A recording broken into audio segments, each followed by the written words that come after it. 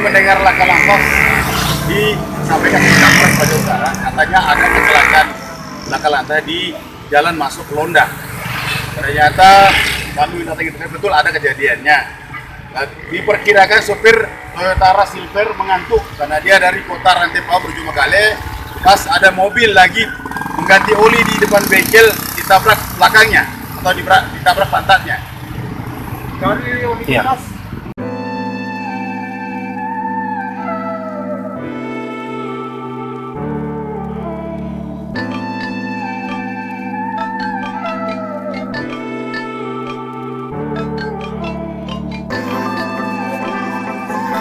Untuk proses selanjutnya kami akan bawa ke Polres untuk diperiksa dulu apa penyebab sampai terjadi kecelakaannya.